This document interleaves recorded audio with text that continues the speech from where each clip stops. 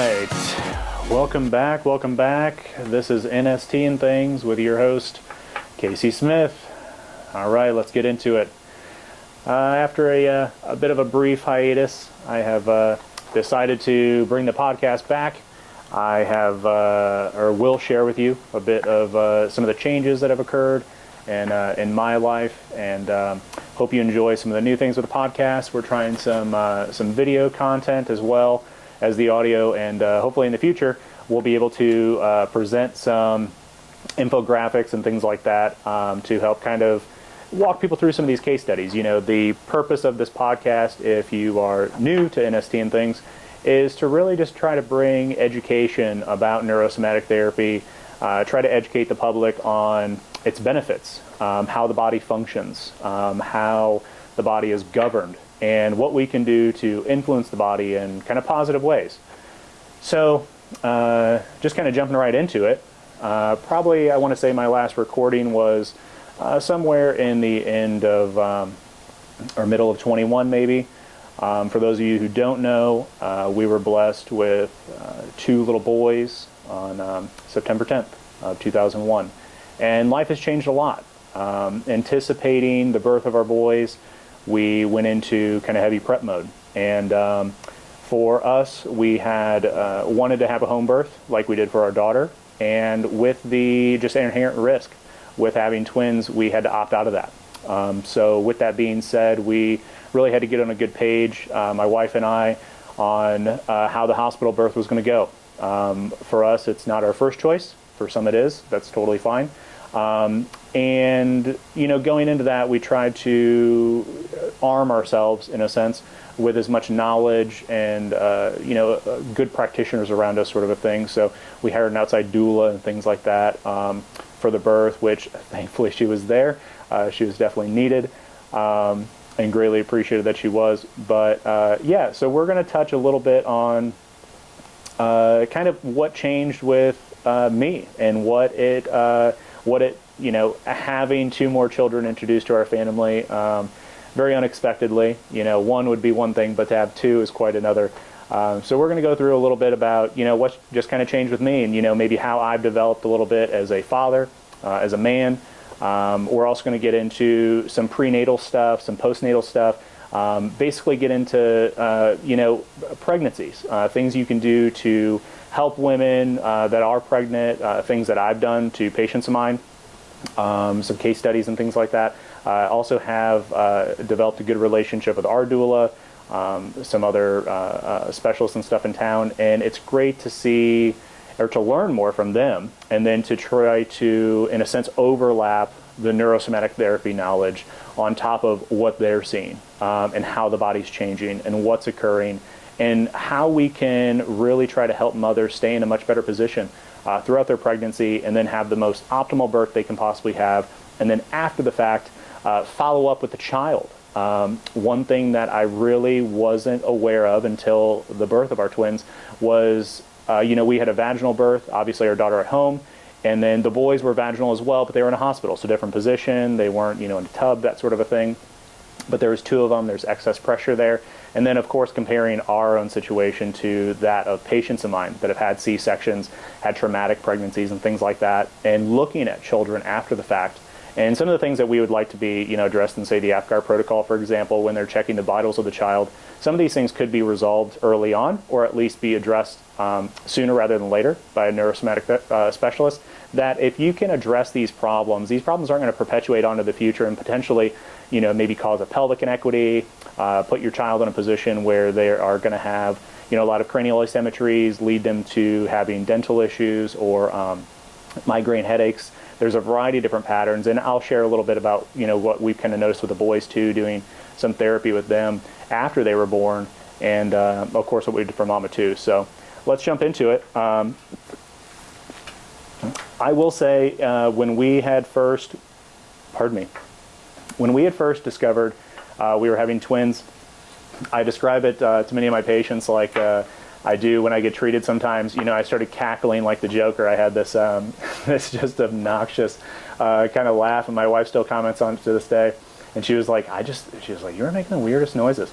But it was much like I would deal with extreme amounts of pain getting treated.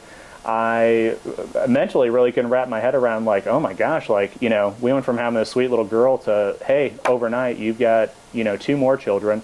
And not just children, but young men, young boys that will grow up to be men. And it really started making me question myself. Obviously, every parent tends to go into a period of nesting, when those children are on the way, they're in the womb. And I found myself doing something very similar.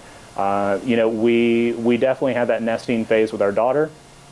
But I think in a fatherhood, I always describe to new mothers or mothers-to-be that dad doesn't really, and this is personal experience, and other people can chime in on this if they'd like to, but dad doesn't really get, to feel baby early on. If we touch your belly, that sort of thing we do. But for the most part, dad is this kind of outside individual observing these changes. And what I noticed with fathers, and I'll, say this for myself too, is as the pregnancy actually went on, I noticed myself falling more into I'll say proactive, but I guess if it's later in the pregnancy, not so much proactive, but I felt a greater sense of urgency because I could feel or see the physical changes occurring in her. And then basically it's because we're not living with baby and feeling baby every day, it's almost like we recognize the significance of the situation as the mother's growing and the baby's getting bigger, and then of course, boom, when baby arrives. So for me, having gone through that with our daughter, I knew that, I had changed some things with our daughter. I had went through, whether it be financial stuff, home repairs, getting things the way that, my wife would like them or I would like them to make our life more convenient after the child has come. We kind of started doing all that. And in this sense, we had just bought our house when our daughter, the year before our daughter was born. So with this, the house situation was kind of settled, but I did find myself in my practice. I will say, things had grown really well. Things were doing good. And I don't want to say that I was in a bad situation. I just knew I wasn't in the best situation to provide, not just financially, but mentally, emotionally for my family in the capacity I wanted to. And I say that just because, a lot of people try to be clever nowadays and they try to circumvent the system, or they try to, leverage certain things to try to either make money or, try to be clever and just, they're putting themselves in a position where it's not conducive for the results that they want. And there was a heavy, heavy sense of like, I needed to get order of things. And, I love the saying from Jordan Peterson. He talks about in his book, kind of cleaning your room, the concept of cleaning your room. And if you can begin to cater to your room and your needs and what you have going on, that eventually you can actually bear the burden of supporting others. And I really think that was, for me, I was reconciling that in my mind of, it's easy, or I felt easy, that, as a young entrepreneur, young business owner, I had enough going on and it was fine.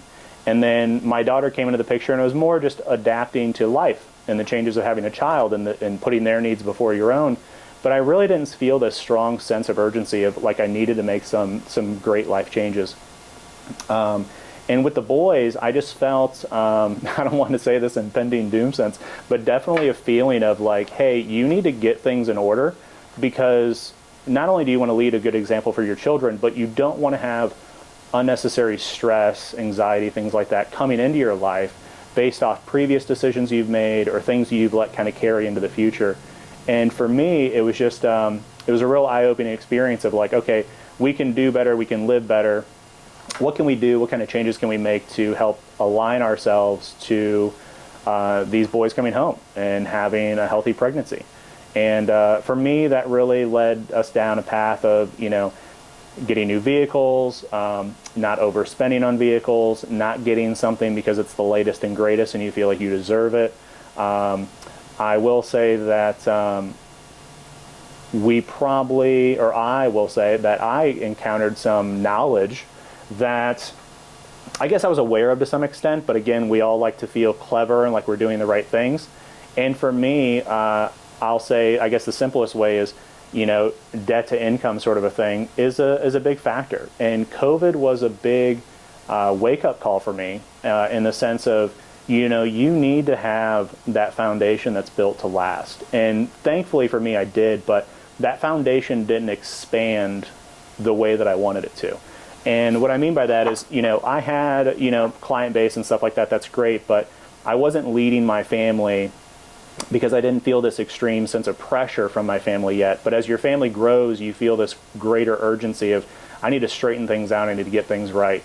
And really that's what I focused on a lot, was just trying to clean up my room, to get things in order, but also let's reduce liability, let's reduce burdens on ourselves so that this, say outside factor from left field comes in, you're not so overwhelmed and anxious that you're just imploding when you get home, sort of a thing, or you can't think straight. And not to say that stress isn't part of your everyday, it's going to be, but to put yourself unnecessarily into a position that could have been resolved. And usually it's, we're trying to be clever, we're trying to maybe be greedy in a sense, all those things. And obviously I'm speaking more to financials in this, but I think it's, this is great to talk to young men. I find a lot of young men, even around my age and things like that, these aren't conversations that people are willing to have. And usually somebody's trying to convince you that there's a, a better way, or you can make money and do this. Nobody's really talking about peace of mind.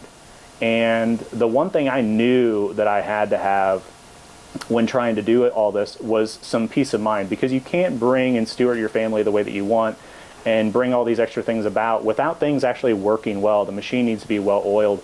And I really just felt like I spent, every bit of 6 to 9 months trying to getting that stuff squared away. And I definitely felt this sense of, kind of God just telling me like, hey, this is a back end loaded situation. And with our boys, it definitely was. And what I mean by that is, my wife had she's great at growing babies. I mean, she went full term, just to give you a little background. She went full term with twin boys. They were born 7 pounds, 3 ounces each. She did have some excessive bleeding at the end, which thankfully we were at the hospital, because that could have turned into something very tragic. And just the enormity of the situation, what you're kind of going into is just, it's a lot. And for me, I definitely had that feeling of, in the operating room, because with twins, you have to be, or you have to give birth in the operating room in case there's a situation where a child is breech, which we did have a breech specialist, or the child has to be cut out via C-section. You are in the room, they can prep you, they can do it, there is no transferring.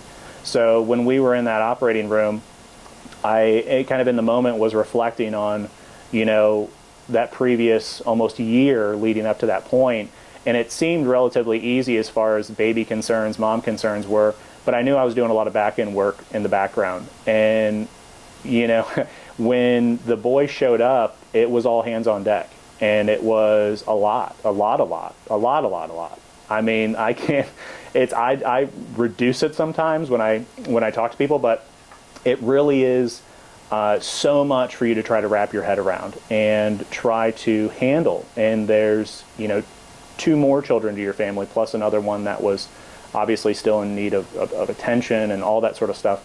And it's a lot. So I can't really fathom having all of this extra stuff going on in the background that wasn't getting addressed, while simultaneously segueing into this kind of big change in life. So really that was one, and I'll even say maybe before the boys, because we had found out, we kind of knew in early January of that year, was I had to, take things, a break from things like this, and I had to drastically change my work schedule. There was a period in time where I saw 8 patients a week, or 8 patients a day, 5 days a week, sometimes 6, and I went from upwards of, 40, 42 patients a week to drop down. I was maybe seeing, 5 to 6 a day, which isn't uncommon for most therapists, but it was a big decrease in what I was doing, and my schedule was always having to be reshuffled.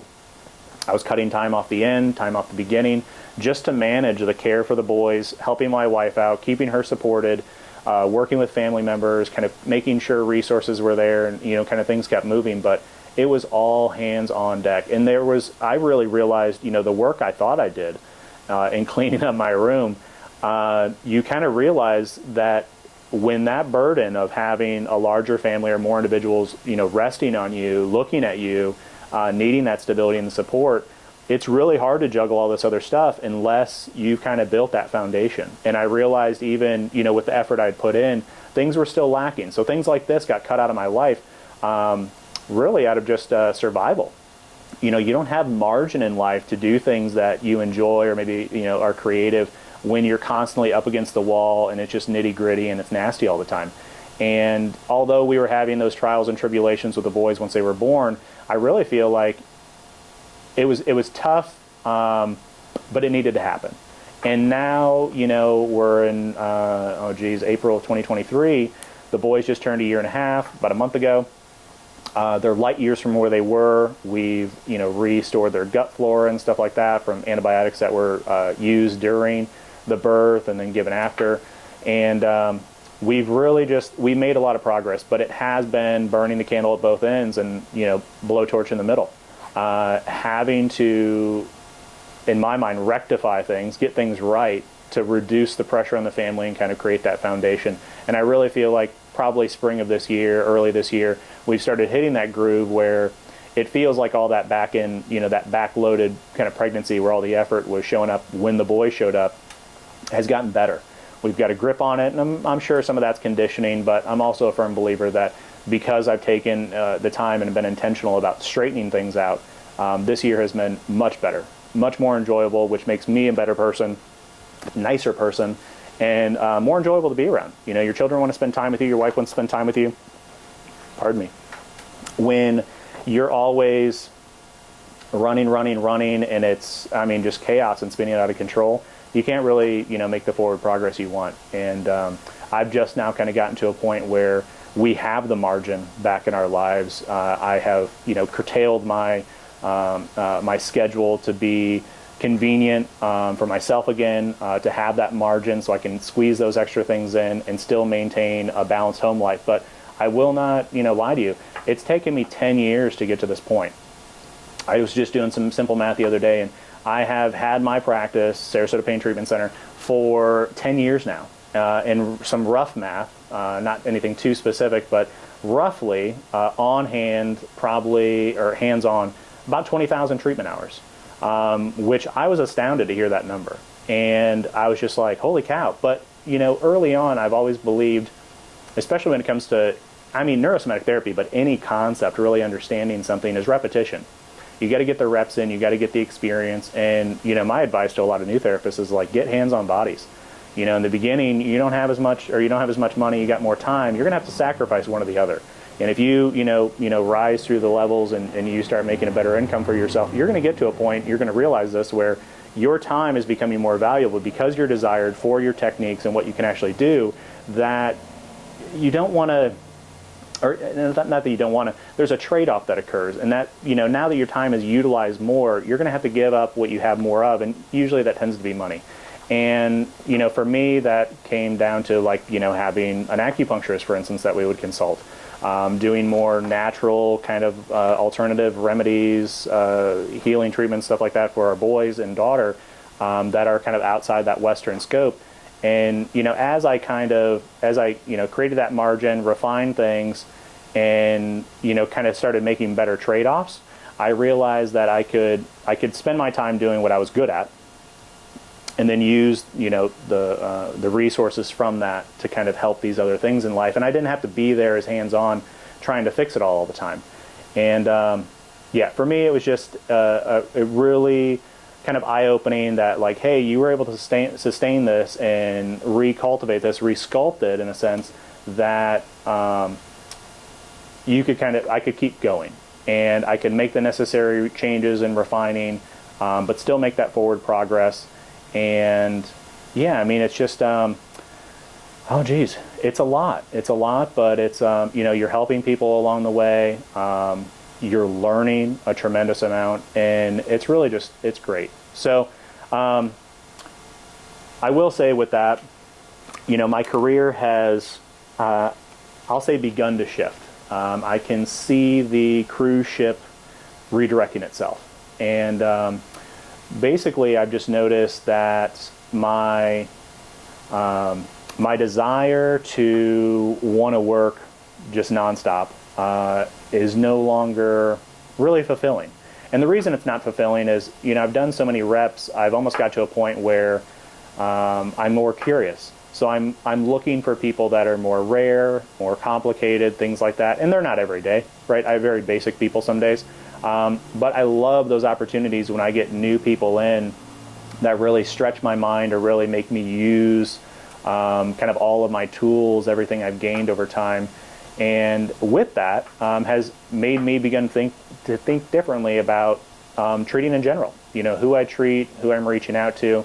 And without going too much into all that, and how things are kind of segueing, things like this, reaching out and educating the public.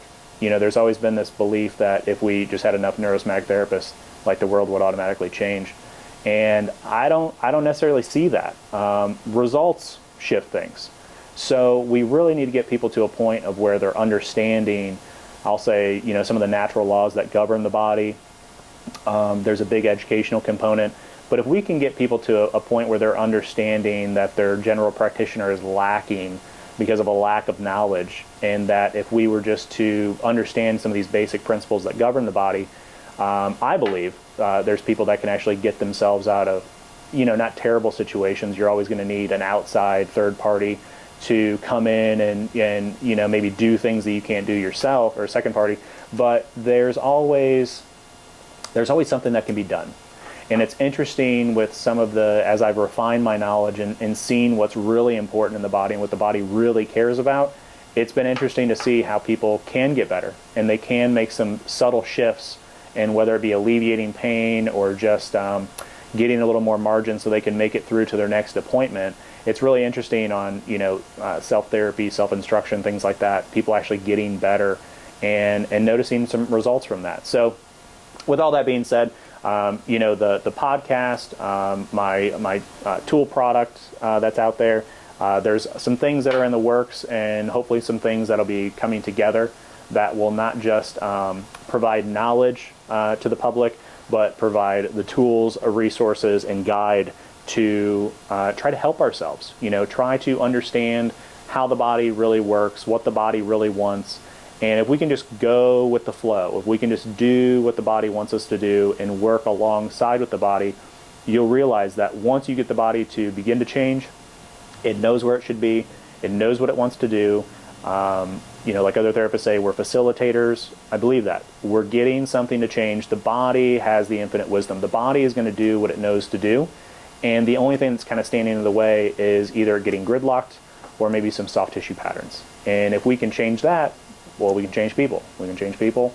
We can change the world. So why not? So my career definitely in the 10 years has definitely went from, just nose to the grindstone, doing as much as I possibly could, getting those reps in, getting the knowledge to, now that I feel like I've attained a certain amount of knowledge, and I don't want to say that in a sense of like I have nothing yet to learn, but I feel like I'm at a capacity, well, I'll frame it this way.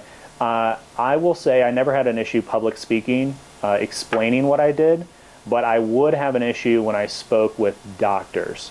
And it's not that I would get into a back and forth with a doctor in a different belief system, because we do typically, but I knew that as I was, say, arguing my point, I didn't understand my point the best I possibly could. And as I refined that and I got better and I understood the work better and I could connect the dots easier, well, now I can have that conversation with the doctor, and I don't go in the conversation with the doctor trying to convince the doctor of what I know, or that he knows less than me or I know more than him, or vice versa. It's more of I now feel a sense of confidence that I understand my work and I can explain my work, and if you don't get it, there's a lack of education. There's a component, a piece of the puzzle that you don't fully understand, that you're not coming to terms with, that if you did understand it, much like other people, you'd have that aha moment. And I think everyone's capable of that. It's just a matter of being confident in what you're conveying, how you're conveying it. And I noticed this as an early therapist, and especially fresh out of like training, was you think you know, and you're trying to mention it, but you'll maybe kind of notice you're a little vague or a little this or that, and what it is there's a sense of you're still uncertain in your own abilities. You haven't seen it play out a couple times. You haven't seen the same pattern. I mean, I'll often mention to people, I'll see patterns of, something 3-4 times with different patients. And it's almost like it's a lesson. It's like, hey, you need to focus on this, or what you thought you knew, you don't fully know. You need to go back and you need to walk through the paces, and not just walk through the paces, but you need to feel things. Your perceptions need to change. You need to look at surrounding tissues. You need to look at surrounding distortions, measurements. You need to be taking in a better picture than what you've currently gotten.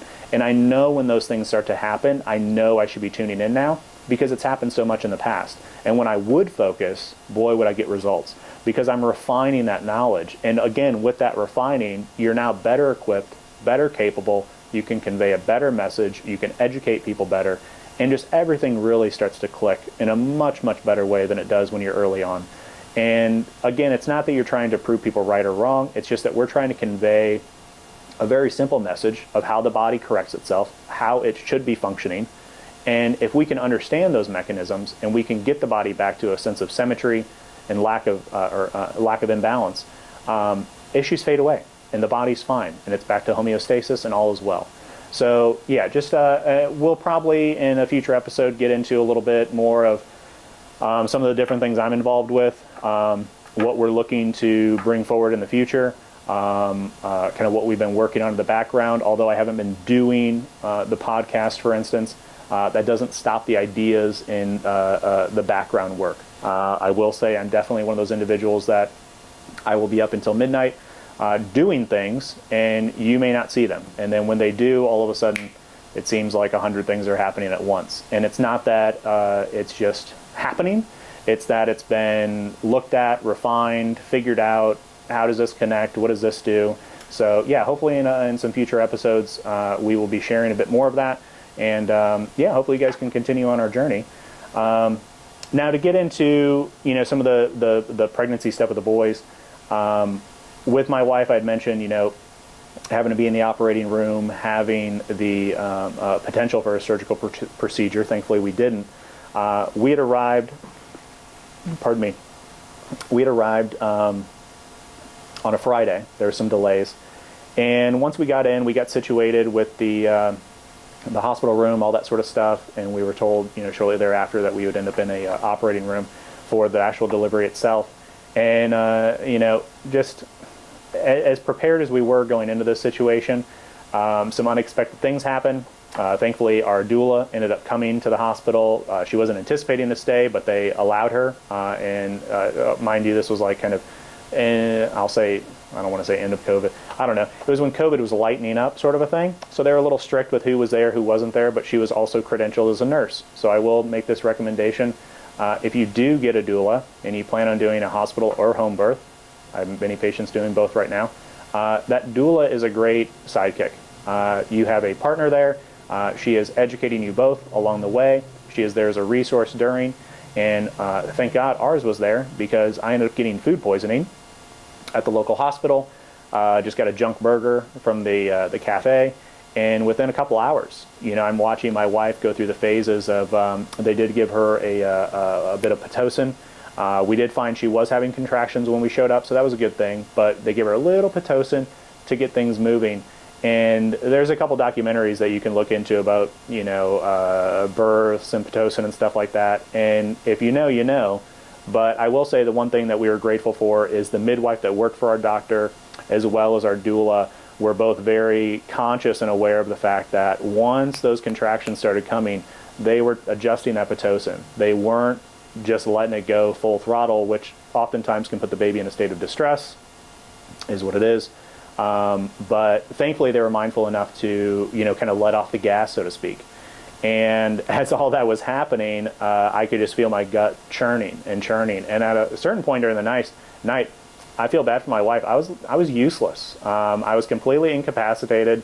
Usually I'm a workaholic. I'm nonstop. And I was just down and out. Or I would be laying on the couch, and then I'd have to get up, go to the bathroom, lick my wound, so to speak, come back out. And I swear, this went on for probably a good 6 hours. And I think I emerged around 7 a.m. starting to feel a bit better. And I swear about that same time, they were like, okay, like she's ready. It's go time. And we were very fortunate in the fact that both of our boys were not breached. They were both head down. They were, I'll say baby A came out pretty easily. Baby B, if you ask my wife this, she believes he wasn't ready yet, and there's definitely some signs, at least then, that he wasn't quite ripe. And regardless, she delivered them both very healthily. Unfortunately, as they were trying to remove her placenta, it had torn. And when it's happening, this isn't really known. Plus, they're also trying to make sure everybody's alive and healthy and well. So the placenta was something that actually began to manifest kind of the week 2 after that. And, as hard as, my wife had it in the hospital, the boys did really well. But then when we got home, and there may be some debate on this sort of a thing, but I had Crohn's back in the day, so I'm a firm believer that antibiotics are not a cure-all, and they can actually lead to more detriment than help sometimes. So my wife was put on an antibiotic drip when the pregnancy was going on in case they did have to do surgery. And then afterwards, of course, that affected the boys. And then afterwards, the boys were getting ear infections, and of course, the antibiotic was the looked at cure-all at the time. And that's when we opted to start working more with an acupuncturist to basically rebuild their gut flora. Just a little back history, about 7-8 years ago, I was diagnosed with Crohn's. I was about 22, and it took me about 2 years to get myself out of that trench. And I will say that, me kind of running out of the doctor's office was probably what saved my life. But I also recognized during that journey that I had ruined my gut flora. I was a firm believer that the antibiotics would be just a cure-all. And if I were to get sick back in high school, college, when I was training a lot, I was like, oh, great, I can go back to training. Like, I'll no longer be sick. And that wasn't the case. I think a lot of it led to, potential leaky gut damage in the future. And that eventually kind of set me up, for the Crohn's situation. So when the boys came out, we eventually started addressing that, but my wife was having this retained placenta issue. So she was having breastfeeding problems. Her body was almost in limbo. Her uterus felt the placenta. It was still attached. And her hormones were saying, hey, like, there's still a baby in here. And her breast milk production and stuff just wasn't upregulating the way that we wanted it to. And then, of course, one of the boys was having a latching problem. So it's just like I said, all the work was back end loaded. The babies growing were amazing. I mean, to have 7-pound twins is quite impressive. And I mean, hats off to my wife. I mean, she's stellar. It is incredible to see how she's gone about it and how she stuck to her guns and just kind of pushed through. And, this is my way. And unless there's something traumatic or life-changing occurring, this is the game plan and this is what we're sticking to. So again, cleaning up your room, making sure you're there for your partner. I knew that I had to step up a certain amount or maybe a bit more when she was in that state because she wasn't healing well. Her body wasn't doing what we wanted it to do. And like I said, she was in limbo for a couple weeks there before she had went and had a D&C, and they basically had to scrape that placenta off the wall.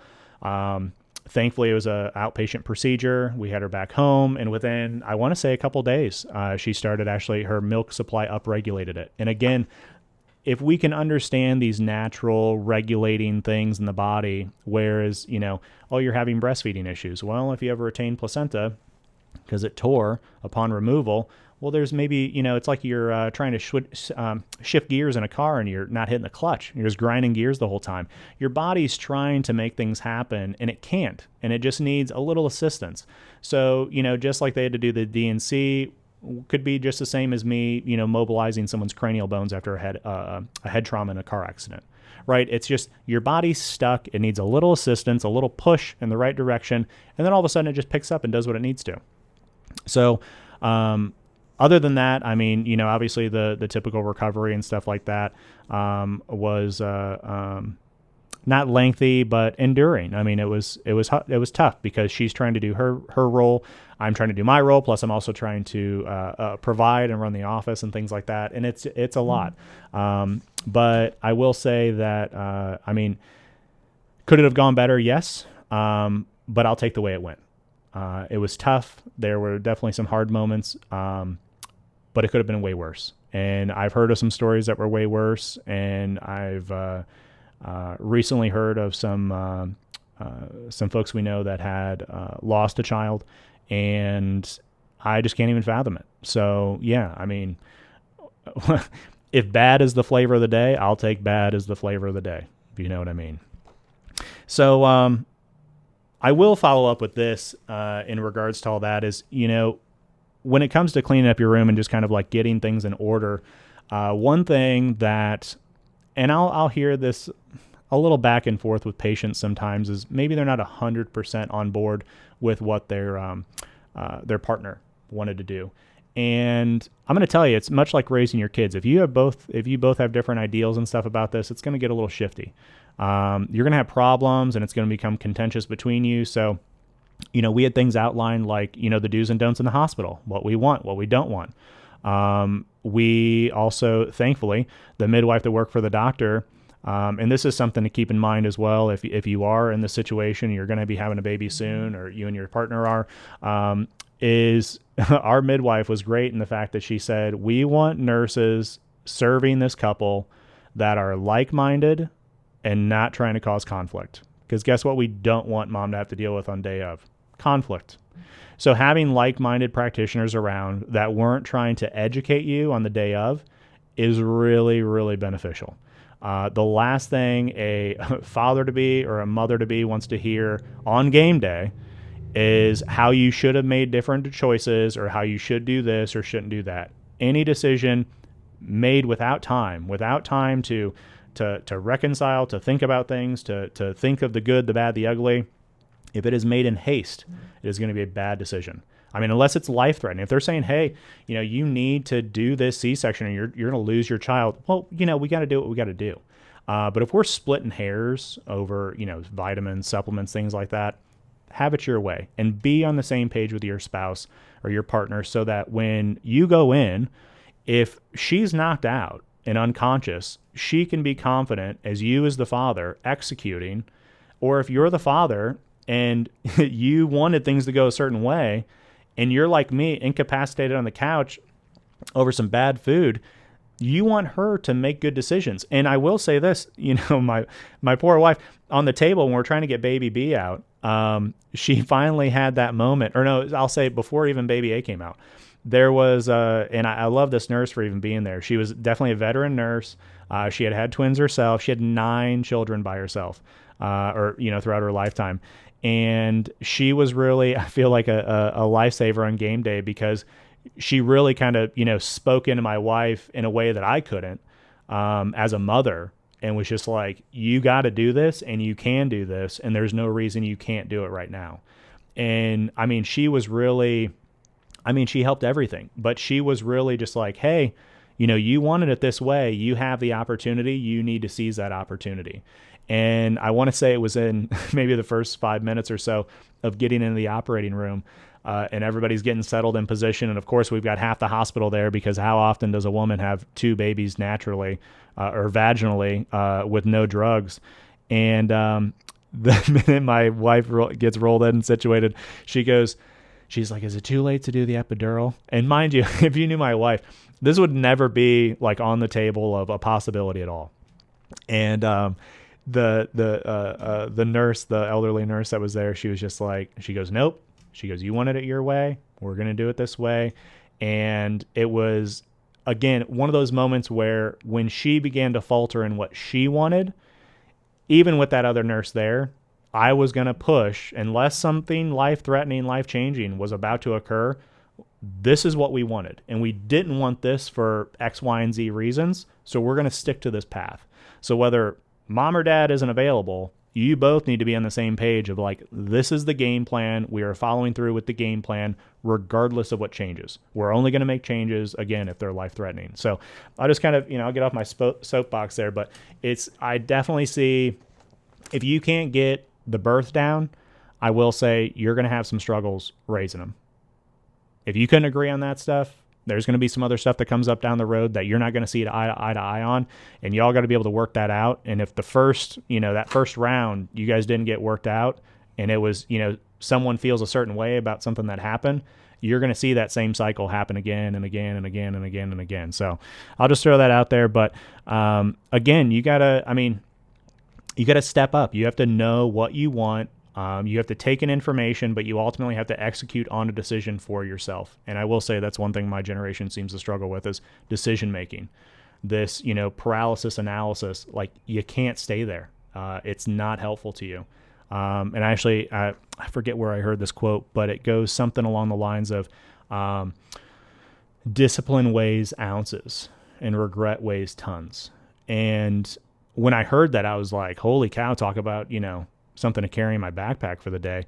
The amount of times where I've regretted not doing something, I would have much rather have gone through the suffering in the moment than to look back and go, oh, I could have done better. This could have been this could have been that. I never want to look back and go, it could have been this. And if I made a decision and it wasn't the good decision, then I'm willing to take ownership in that. But if I made a decision that I come to find out could have been better, or I was lazy or lackadaisical and didn't go get in for more information or study or refine what I knew, I'm going to feel a certain way about that. And again, that discipline, the taking that extra mile, and this can go for taking care of your patients too. If you got time in your schedule and you're lacking in patience, sit there at the end of the day and go over their notes. Like, who says just the time that you're with them is their time? Take that time, refine yourself, because it's not just for them. You're going to help them. That's going to be a result. But what you're going to carry away from that situation is going to be way better. Again, the discipline's ounces, the regret, that person coming back and saying, hey, I'm not better, and this isn't changing. I've always had that feeling as a practitioner that I have the skills and ability to change it. If I can't, either it can't change or I'm not at the ability level to help you. And if that's the case, well, then, there's plenty of other people you can go see. But again, I think just that, not giving it our all the first time. You don't want to look back and go, that could have been better. That's no way to go about it, at least for me. And, so I will also say that there was a, what's the best way to put it? And this kind of goes into a little bit of, just developing yourself as a man as well. Obviously, I'm sure women go through this to some extent, but you need to, when you're assuming these responsibilities, when you're making these changes, you have to realize that there's a side of you that is very familiar and very comfortable and very reliant. It's always been there. That is going to ruin you. Your inner child, you can say also maybe living in the shadow of your father, letting your father die to you, whether it be metaphorically or actually in person, having to go through that grieving process. There is something to assuming your manhood, your womanhood, and those responsibilities that really needs to take place. And I will say, I kind of feel like I was cheating a little bit when we had our daughter, because we had things so well put together that bringing a child in was just bringing a child in. It was, it was par for the course. It didn't really feel like it changed things. It mentally, some things shifted, but it wasn't this big weight. Whereas when the boy showed up, and maybe a part of this could be too that, I finally recognized that I'm not just raising a daughter, but I'm raising young men, and those young men are going to be looking at me. But she is too. So I don't want to say it's just, male, female kind of a thing, but there was definitely a side of me that, I'll say the box that Smith men fit in, at some point in my life was broken. And I realized that I had to kind of remake that box. Who are we? What do we represent? What do we believe? What do we do? What don't we do? And with that came that death. I had to get rid of the ideals of what I thought about my father. I had to get away from the ideas of what, I had heard people tell me I should be, sort of a thing. And I really, the more I thought to myself and the more I dug, I actually found myself kind of back at square one. I started reflecting and realizing, a person that I was, say, in, when I was teenage years, that was mutated and did weird things to fit in or, become socially acceptable or do this or that. I realized they don't serve you. And you did them for this other weird reason in the first place, but yet they're still carrying forward and it's still part of your everyday. So for me, just going back and seeing like, hey, this stuff isn't right. This stuff is right. We need more of this, less of this. You have to let go of that. I want to play video games, or I need me time. And some people do. Like, I'm more of an introvert. I need my extrovert time is interacting with the public, whether I'm speaking, talking to somebody, working on patients. When I'm done though, I'm like a recluse. And if you see me on the weekends, like I got a backwards hat on, I look plain as can be. Like, I don't want to talk about what I do. I don't want to talk about anything. I'm just being me. And I had to get that back. So that I figured, kind of had to figure out who I didn't want to be, and then refine down who I wanted to be, and just kind of like, this is what I want, this is who I'm going to be, but at the same time, I'm going to pull myself out of those situations when I need to, so that my body and my mind can recover and regenerate, and I can come back and deliver the same quality I was before, but I need this time over there. So, getting rid of that junk and being responsible, again, reducing that back end clutter. So if I'm not straight financially, when I'm trying to play with my kids, I know this is going on in the background. And if dad did things fishy and you're doing things fishy, something isn't right. It's not reconciling in your mind, and your mind's sending up red flags, and you're trying to, ignore them, or maybe my cleverness will, work its way out. You won't. You're going to keep digging yourself a bigger hole. So, again, I digress, but I think there is great benefit to, we don't really have what's the proper term? Like a transition from boyhood to fatherhood, or girl to womanhood sort of a thing. And in a sense, we kind of have to facilitate it ourselves. And I don't see a lot of people doing that, or putting themselves in those positions where it's kind of forced to emerge sort of a thing, and they kind of stay under that veil, and it doesn't serve them, and ultimately it does more harm than good. So again, I digress. That's just a little something I wanted to throw in there. That was big for me. So all right, let's before I take up a whole lot more time, I want to get into some kind of prenatal care here. And I will say, not getting into a lot of great detail on this, but, one of the things that we'll see women struggle with the most is low back pain, when they're pregnant. And the short of it is, as your abdominal muscles are forced to stretch, they begin to lengthen because baby's growing. Your pelvis wants to flex more, and it's doing other things as well. But as I'll say, just like a good, so we'll call this like a cure-all kind of a trick. If, you're soon to be mom, your patient, your, wife, spouse, whatever, if they're struggling with back pain, what I found is most prenatal care has to be done on their side, obviously, because baby's growing. But say we'll just consider this all sideline type stuff. So first, second, third trimester, doesn't matter.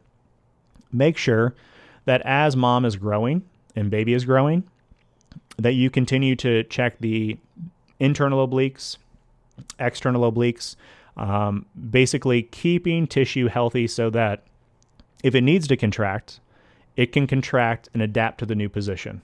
And if it needs to stretch, it can stretch and adapt to the new position. Many women, just like people, when their body gets to a certain, I'll say, compensatory limit, their body can no longer adjust anymore. Women will go into pregnancies with distortions, with dysfunction. And when, these things haven't been resolved, which can be a bit of a process for people, and it's not like we can put the pregnancy on hold and take care of all this, you kind of have to do what you need to do. So I will say, kind of nuts and bolts for pregnant women is, I always check their internal and external obliques. It helps tremendously with low back pain. That then now gives you a little more margin so that mom can get her head out of her back and begin to, kind of give you some other information. And of course, if the patient has maybe a leg length issue or things like that, those have to be addressed. My wife has about a 4 millimeter left short leg, and we had to kind of, have her shoes or her sandals altered. And with the alteration, we got the lift in the sandal. That way, just putting around at home. If she got up from the couch, boom, she could slip it in. She could walk to the kitchen and back again. And some people can sustain these distortions better than others. But I will say, with the weight my wife was carrying, with the boys and how much her belly had distended, I feel like maybe every week or two, we were doing some, oblique work. We were doing some hip work. We were working on her jaw. We were working on her cranium.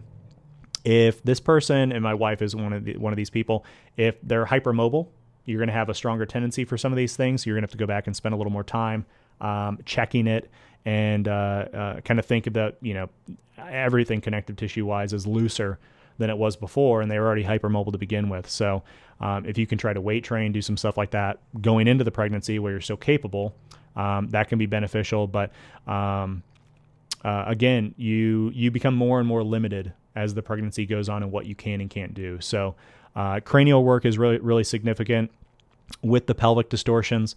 Sometimes the cranium's on board, sometimes it's not. And that can be one of the, a Levitt reactor riding reflex type manifestation can gridlock everything. And just by correcting that, or maybe eliminating a jaw influence on that whole mechanism, can really turn the tables for someone so that their body's supported, it's regulating the way that it should be. And then, of course, if they do need a lift, you have to address that asymmetry so that they're not hobbling around before or after treatments. And I think at the time I was treating my wife a little bit in the office, maybe once a month, but then of course I would have to do some work at home. But I've instructed dads to be, as their wives were pregnant, on kind of the low back pain. And obviously there can be other culprits. Just from personal experience, again, if that muscle can't contract and get out of its own way, it's going to bind up and create a pain response. So this is kind of one of those good, like, little keep in your back pocket tricks. This could even be something that, a doula, midwife could actually do to a mother if she's doing an at-home birth. I know with my wife, when we had our daughter, so 5 years ago, we did a home birth and she stopped dilating. And we had done some prep work to her neck and cranium beforehand, but as things were transitioning, she stopped dilating. And I did some simple cranial work, cervical work. Her C1 mobilized, reduced the pressure on her nervous system. And I'll say within like 60 seconds, 2 minutes, her water broke and she dilated to the full 10. So it was significant. And again, seeing home births, seeing hospital births, seeing the significance in all this, I really have, I feel, refined it down to some simple things that can really, tip the tables in a good way for people. And inner obliques, or internal obliques and external, as well as the cranial work and lifts, are really vital. You want to try to help mom through that process as much as possible. And then after the fact, say they have other issues, whether it be in their shoulder girdle or work patterns that are causing, migraines and neck distortions and all this other stuff, you can come back to that. But really it seems like if you can keep their body communicating, talking to itself properly, as well as just offloading any sort of pelvic pressure or pressure on the Levitt reactor, the pregnancy goes better and mom's quality of life is much better, which means her going into the pregnancy or the birth is going to be a lot easier. And then, of course, baby having a good delivery is going to go better too, because the body's in symmetry and the body's not stuck in this fully sympathetic state. You're keeping it, somewhat reduced, maybe not fully into a parasympathetic state, but keeping the body more relaxed and keeping that harmony, that homeostasis in the body, at least structurally. I found, well, just like with my wife with the cervical and cranial issues, when that was resolved, immediately things changed. And it just, for me, it was a real testament of like, okay, what if we did this for all women, right? From day one, they're getting these treatments, and I'll segue into treating kids as well. If we can address these issues, it really makes me wonder, over my career, some of these little people I get to influence now, how it's going to change the trajectory of their life, how their body's going to develop, how their mind is going to develop, just because we're reducing those internal pressures or external variables that have impacted their body in a negative way. And if we can just reduce that stimulus, like how far can we really go? So I will say this as well, when it comes to vaginal versus C-section, I know when I did my training, I feel like the main conversation was around C-section babies, and it can be a real shit show. I mean, you're maybe using forceps or hands to pull the baby out of the womb, all that sort of stuff. Well, I'll tell you, being in the pool with my wife, having our firstborn, and then being in the hospital room by her side as she pushed out our two boys, whether it be a cord wrapped around a baby's neck or the doctor trying to, maybe get the shoulder or something like that out of the vaginal canal. And and not purposely, but I see the torque on the neck. I mean, the shape of my son's head as it was coming out, I mean, everything's just smushed together. So to think that when the child comes out, all these structures are just going to kind of pop back into place where they should be is almost, it's a childish thought. Sometimes it does, but even in good situations, there's distortions there. And it's because there's soft tissue wrapping around the structure, and the structure is more malleable at that point. And until it really solidifies, things are going to kind of wash and wane. And I will say with our boys, they started getting treatment immediately. That's what I do. I don't feel like there's a difference between treating a 90-year-old and a child. You're going to have to be delicate regardless. Both have different things going on. But for children, I've realized is it's less of a, what's the right term? Like specificity of like doing specific things to the child to resolve an issue. It's more, we fall into that love it reactor world of like, let's just reduce burden on the nervous system and make sure the body's talking. And with our boys, I mean, definitely way more rough and tumble than our daughter was. But we had brought them in. Now they have kind of like monthly appointments. We have Smith family appointments every month, and the whole herd comes in, and we just treat everybody. We treat mama, the kids, whatever. And the last time the boys came in, they were better. But the time before that, they had, I want to say they had like 6 vectors in their head each. And it was almost it was comical that the distortions were fairly similar with the me and twins. Not to saying there's a correlation, but they just from learning to walk, hobbling around, bumping their heads, doing this, having little falls, obviously falling on their butt, potentially on their tailbone. These distortions are created, and then as the body's trying to regulate it all, sometimes it just gets stuck in the head. And if all that's just dysregulated and bound, and you never try to re-regulate it, I don't know what kind of changes it makes, but I know it's not positive ones.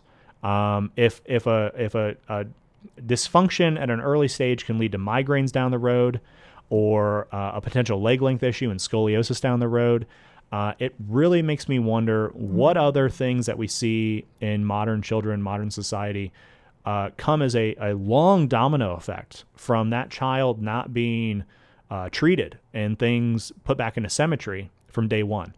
And thankfully, I do get to work on a lot of kids. I work on a lot of babies, and that's kind of the approach I take. I'm going to do some measurements. I'm going to do this and that, but really the essence of it is get their system to synchronize, get their cranium and their pelvis to begin to communicate again properly. Because especially once they become weight bearing and the limbs begin to grow, like I noticed this with one of our boys, he was kind of U-shaped in the womb. His brother was straight down and he was kind of arched. When he was in that arched position, his pelvis was in such a way where, his glutes were concentric in a certain area and eccentric in another area because they're loaded. He's being kind of torqued on. And when he started walking, we would notice kind of some balance issues. And I initially thought it was maybe vestibular in his head. And after correcting that, he was still a little bit off. And it just happened to coincide with he had a little cold or something at the same time. And I was working on his hip. And I was just kind of digging through the lateral portion of his hip, just trying to get it to open up because I just popped into my head. I was like, oh yeah, he was U-shaped in there. Like that hip has to be compressed. And worked on it, a couple minutes. And then I sat him up. And when I sat him up, his hip cracked. And, I don't get alarmed when things crack because we're not intentionally trying to make them crack. We're not trying to do chiropractic adjustments. It's just a mobilization. We're not even intentionally trying to mobilize it. It's just when you reduce a negative stimulus on the body, again, it knows where it should be, right? So if the body wants to be here and it's over here, the minute you've relieved the stimulus that's causing it to deviate in the first place, it wants to go back to that healthy position. So the minute that happened, I was like, great, we're cooking, right? Things are changing. And I followed up doing a little bit on the other side. Not much else changed after that. And he walked around and, he walked a little bit weird, of course, just because, the hip's different, his body's behaving different. Plus he's new. He's wobbling around. He's not sturdy on his feet. But I'll say the next day when we ended up at the pediatrician's, I checked it again. And that time I put him on my knee and his legs kind of split, sort of a thing. And when they did that, the other side decompressed and mobilized and let go. And it just really made me reflect more on, when you're viewing your child, and at a certain point, baby's not moving too much because they're too big. There's only so much room, and they're just kind of stuck there. Baby can be pushing on certain muscles, causing pain patterns, causing dysfunction. But you also, I think it's significant to look at where baby was positioned. And you could kind of, deductively work through and go, okay, well, that joint was a little compressed there, or they were kind of bent in this position. So I bet if we kind of look in that area, we're going to find some stuff. And say you could fast forward like 5 years and the child's upright and all that stuff, you might see all those distortions while they're standing and see all this stuff manifesting. But in the moment, we just have to assume something's there, something's going on, because the body's always adapting to the positions that it's left in. So if baby's in a U shape in the womb, well, certain sides concentric and certain sides eccentric. And, we can't wait 5-10 years, or we shouldn't wait 5-10 years to see how this works out and hope that it's better. No, you got to be proactive and actually trying to address it. And that's where, I'd like some of this education stuff to go, is just informing people that these are potentials.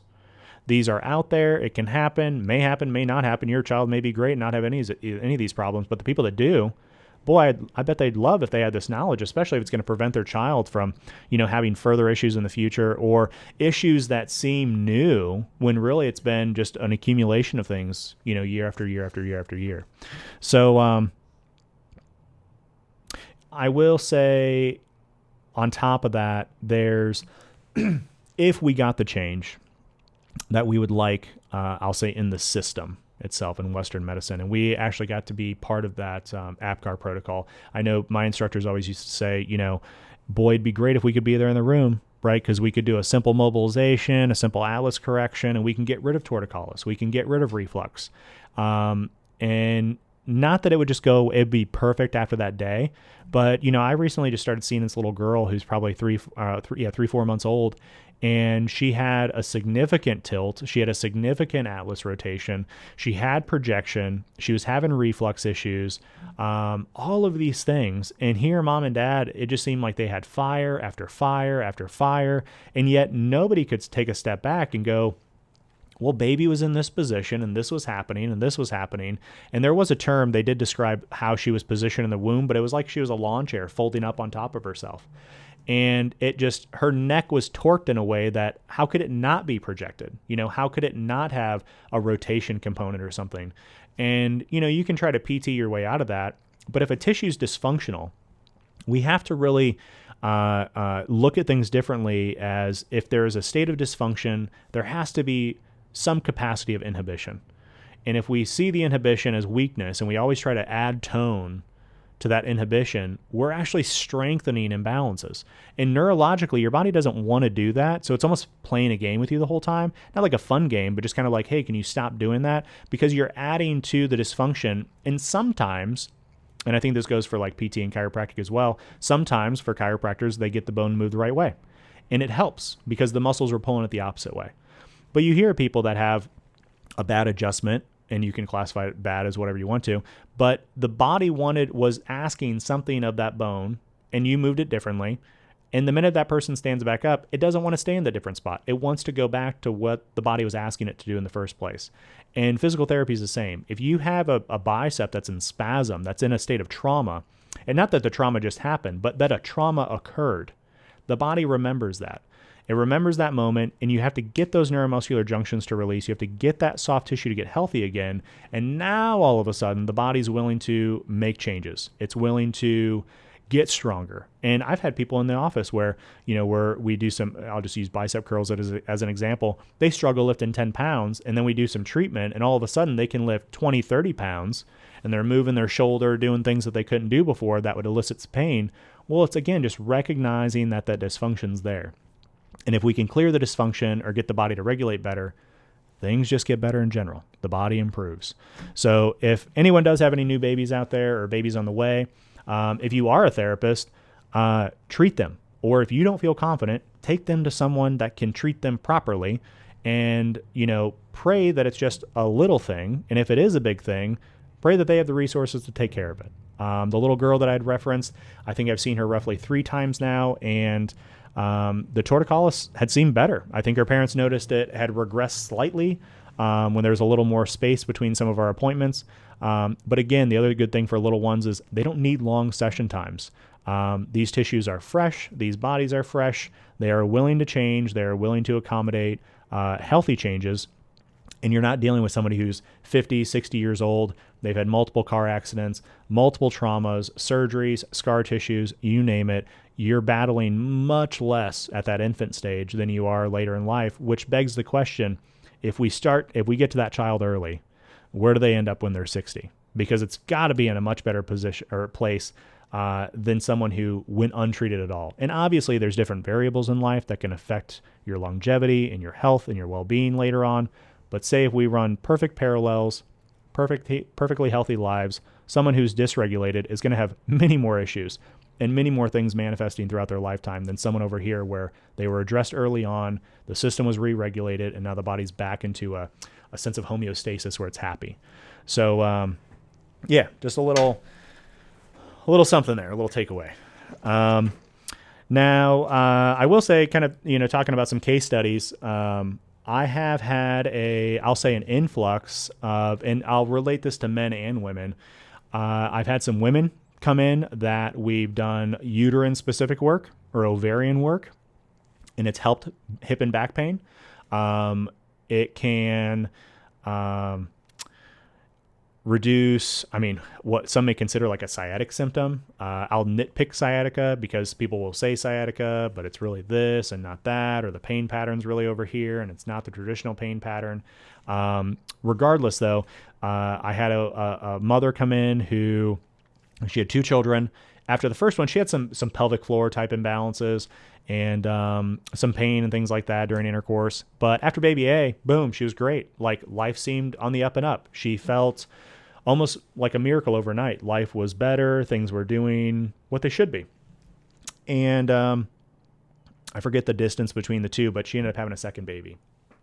When that second baby came, it's almost like the first baby, I'll try to put this in like a PT sense. Like the first baby kind of, it added to the dysfunction.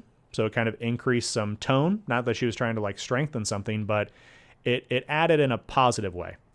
And when baby number 2 came, it almost sent the body over the edge and that state of inhibition kicked in. Well, now if the body doesn't want to regulate because neurologically it feels overwhelmed, other tissues feel like they have to work harder. So what we found with her, and I think it was like, I saw her like twice, I want to say. And the first time we had treated her, I looked at her body and she had those writing reflex Lovett reactor patterns that we look for initially to see if the person's actually regulating. And she wasn't. Shocker, right? So we go about fixing that. And then once that got resolved, we can move into the rest of it. And sometimes the hips will change, the cranium will change position, rotation, tilt, whatever. And we look for the new distortions and where she landed, and then went about treating those fixations and getting that pattern to let go. But the one thing that really stood true was when she would lay down, we'd see this big shift in her hips. So then I had to take time. And some people get nervous about doing things that, uterine work isn't like out here in left field, but I guess most people think like pelvic floor work, like internal sort of a thing. But it's really, like, it's not that. And if people understood that it's as simple as it is, I think they'd be more open to it. So it does take a minute as a therapist. You have to try to convey these things to your patient. And that's what we did. I took time out of the appointment and said, hey, this is important. This is what I want you to understand. And of course, as you start to shed light on the person, because you're in a sense kind of reading the tea leaves of their posture, they will divulge more information. Not that they were withholding it in the first place. It's just that as you do better investigative work, they will tell you more because you're reading their life pattern. And that's kind of when the conversation came about of like, okay, intercourse was bad, intercourse was better. Baby 2 came, things went awry. Now I've got this hip issue. It just seems unrelenting, da-da-da-da-da. And the short of it was we treated her uterus and then had to do some follow-up soft tissue work in her glutes and stuff. But the minute the uterus let go and that reflex loop calmed down, you could have left the glutes alone if you wanted to. You could just let her walk around, do all that good stuff, and she would have accommodated. But we did that a little bit extra, and I mean, within 2 appointments, game changer. And I just think of women that, especially after pregnancy, like being a mother's hard, being a father's hard. If you're dealing with all these extra burdens, so if you're the father of the home and you're dealing with stewarding your home and managing your home and you're doing a poor job, you're going to have a lot more stress and it's going to ruin the quality of your life and the quality of your relationships. Well, the same goes for mom. If mom's trying to do well and trying to take care of the kiddos in the house and everything like that, but her body's so dysregulated, and sometimes it comes from the birth, right? Because so much is happening, it's hard to pin what caused what and what's where and everything. So it's vital to try to, whether it's just, taking account for yourself and getting things straightened away, or acknowledging that, hey, I've had some things happen in my body in my lifetime. I need to have that evaluated. But again, I think the conversation isn't just more therapists. I think the conversation is, we need to start having conversations with people so that they begin to ask questions, and the things that we look at begin to become more mainstream. And it's not that we'll always have a perfect answer. And I think that's what a lot of Western medicine looks for. They look for a test and a result. That's not the way our body works. What I try to tell people about neurosomatic therapy and the therapy in general that they're going to receive is that we're inviting the body to change, and the body loves invitations. It loves an opportunity to respond. What the body really dislikes is being told what to do. And if you think about medications versus, say, maybe a supplement or homeopathy, is you are telling the body to chemically conduct itself a certain way. And think about how you feel when people tell you how to do things a certain way. You don't feel great about it. And sometimes you maybe do things the wrong way, or maybe kick up a little dust just because you're having a fit about it. So I really think that if we can begin to change the conversation and just literally through conversations that we have with folks every day, begin to share the knowledge of neurosomatic therapy, share the understanding of these natural laws that govern our body, like the writing reflex, like the Levitt reactor, and how we have these, kind of primary, secondary, tertiary distortions and things that are affecting the body. And if they're treated correctly, it yields a much greater result than throwing something at the body and demanding that it creates a certain response. You're not enticing a positive feedback loop. You're, again, just you're making a fuss at the body, and the body is going to make a fuss back. And that was something, fortunately, I was able to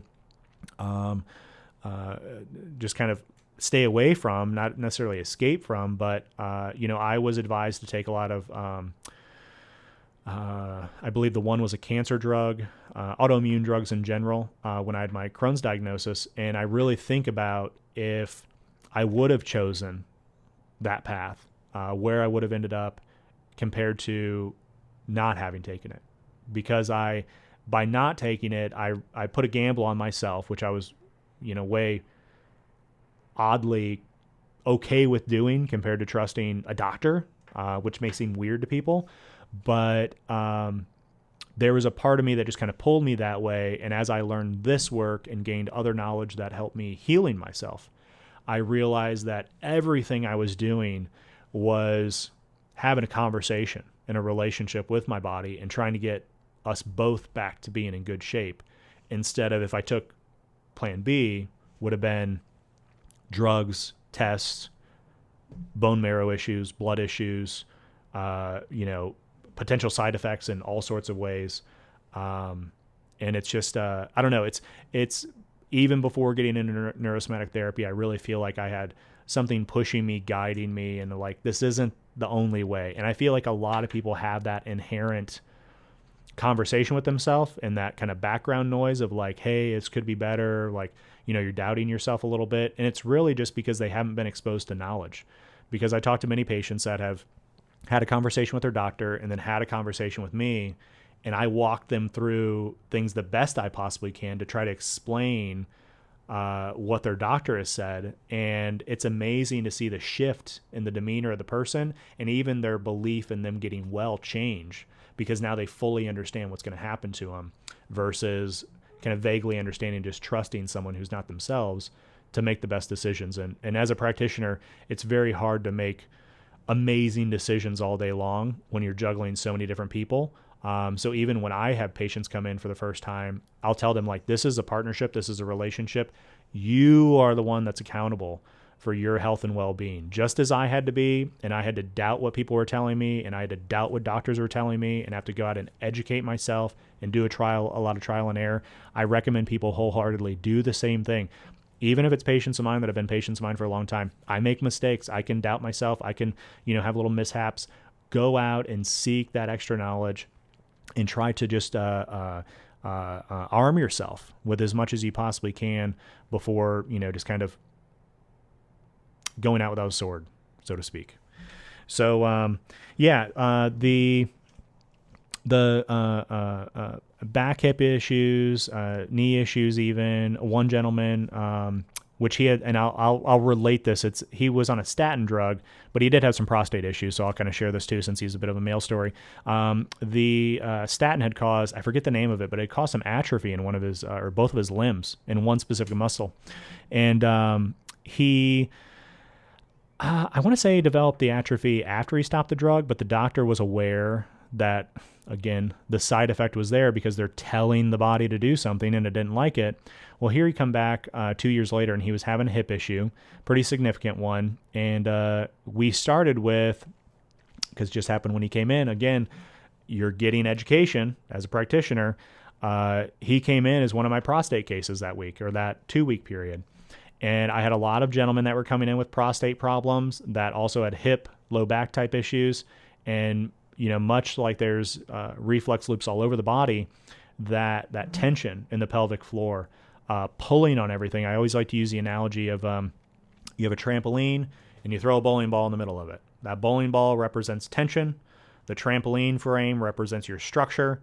And the trampoline itself represents your pelvic floor and anything soft tissue related. So don't just relate this just to pelvic floor, because if your small intestine's locked up, it's going to cause back issues. It's going to cause hip issues. If your uterus, if your prostate, or your prostate reflexing, or uterus reflexing into your bladder is causing, excessive urination at night, or you have back discomfort and all these sorts of things, these are all variables and they all come back together. And just because you have one doesn't mean you don't have the other, or just because you have one doesn't mean it's just you're lucky. No, like, that shouldn't be there. You shouldn't be waking up 3 times a night or 7 times a night to urinate. And this gentleman, as we actually, so to clarify, I didn't do specific like pelvic floor work to clear his prostate. So I actually went after his bladder, and this is, you can kind of put this in your toolbox. I will ask men, especially if they do wake up and pee at night, I say more than once. So if you wake up once, like, we can make some progress. But if it's more than once, like, you got something going on. And most of the time, I'll say, 80, 90% of the time, those men, when we check their bladder, the urination improves. They're not waking up at night, which changes sleep quality, which then changes REM sleep, how their body's regulating itself, hormones, now the body's healing better. So again, you can see how we're encouraging these positive feedback loops. But also, some of them have prostate markers that their doctors are watching. And some of them are, I'll say, case studies, in the sense that we've done the work, the urinary stuff has changed, the hip stuff, the back stuff has improved. And now we're actually observing to see, does the what we'd consider the visceral to visceral reflex loop between one organ to another organ, if that actually diminishes or decreases the inflammatory marker, or I think the protein markers and the PSA stuff, of what's actually happening in the prostate itself. So, or say a woman has a C-section, right? That never mind the scar tissue everywhere else, but the uterus itself has been cut open, and it's in a state of trauma. Like, your body, just because it deals with something and it fades, people have this idea, and again, this is just a lack of education, that it's better or just improved magically, and it doesn't. It's your body made a trade-off, and in making that trade-off, it's just trying to keep you moving because it's based in survival, not quality of life. But the minute you go back and you address some of those issues, some of those traumas or those dysfunctional states, boy, things just open up. So, if you are a practitioner, and I will say, if you're just, listening, you're a patient, you're a friend, whatever sort of a thing, there can be some self-massage things you can do. You can influence these areas. You can also, I'll say when it comes to I'll say bladder, or even trying to treat your own psoas, you have structures you need to be mindful of, but also leverage. You can hurt yourself trying to execute some of this stuff because body mechanically, you just can't generate the force, or the pressure is going to be not where you want it to be, or you're going to end up maybe straining, hurting something else, trying to access the area. But there is also, I'll say more so towards therapist or student therapist, is, when you're looking at people that have pelvic imbalances, or they have hip pain, low back pain, knee pain, visceral components of dysfunction, or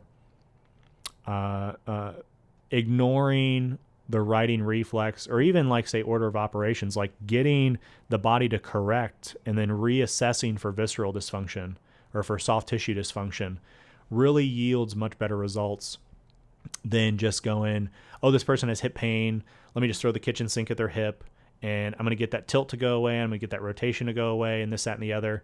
Because you can clear that, but if the mechanism isn't communicating, we've now kind of opened ourselves up to a vulnerable position, because we're making all these positive changes, but the minute the person stands back up, their body's demanding something else, and it has to try to conform to that, or at least make the body happy in some way, because again, the body's trying to keep you moving. It doesn't care about your quality of life, but it does want you to be able to, get out of in front of the moving car if it's trying to hit you, sort of a thing. So definitely anyone who's, has patients in those categories, or even expecting mothers, try to utilize some of these techniques, some of these ideas, and experiment.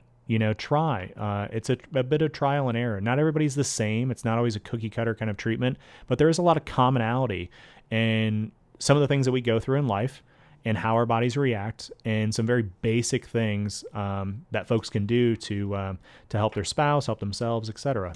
So I think we'll wrap it up for there today. This has been great. I hope everyone enjoys the audio video stuff on YouTube, as well as still getting the audio version on the podcast stations and stuff. But please, if you have any questions, comments, you can email us. You can make comments on the site, etc.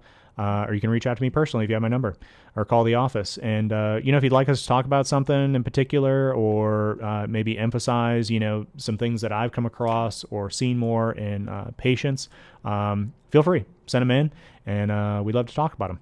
So hope y'all are doing well, and signing off. This is Casey Smith. Take care.